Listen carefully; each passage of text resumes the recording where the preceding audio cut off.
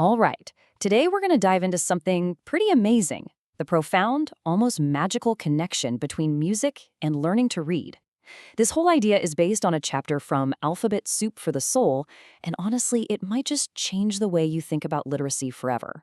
So let's start right there with this really powerful idea that singing, it isn't just a fun little thing we do with kids, it's a foundational literacy strategy. In fact, it's older and maybe even more powerful than the written word itself. You could say it's the original reading program.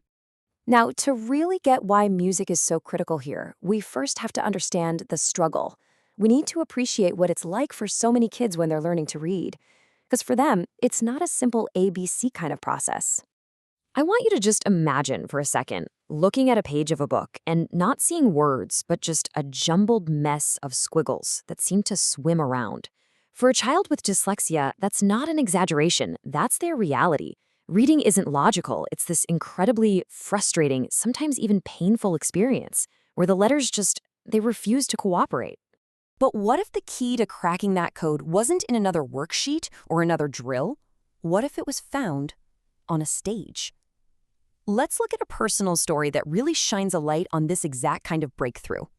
So picture this, a kid who absolutely dreaded school. He saw reading as this impossible mountain he could never, ever climb. And worse, he had pretty much convinced himself that he was just stupid. And then something totally unexpected happened. An opportunity came up that changed everything. He got cast in a musical, and that meant months of rehearsing every single day, memorizing all the songs, all the lines. Now, the big breakthrough, it wasn't some sudden, dramatic mastery of phonics. No, it was something much smaller, much more specific.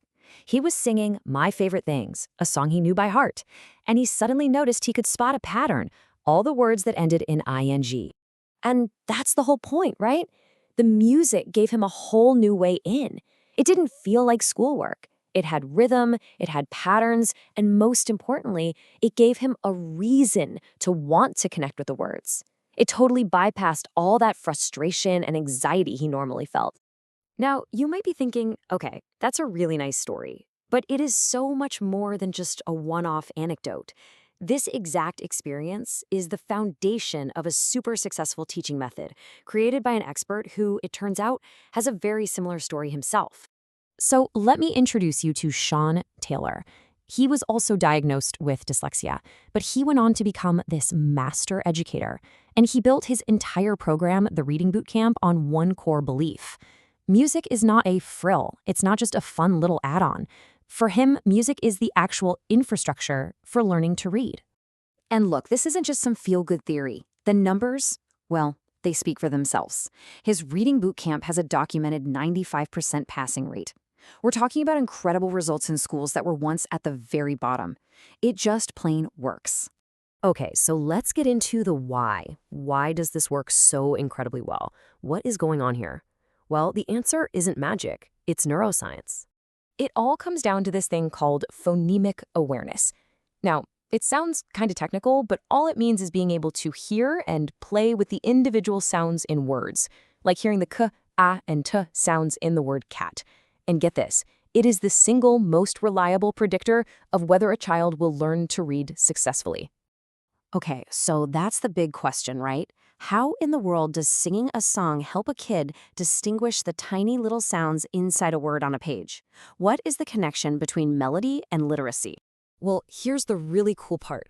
Music basically throws a party in your brain. It lights up multiple areas all at once. Your auditory centers, motor skills, language, even your emotions. For a brain that struggles with dyslexia, this creates a kind of neurological bypass.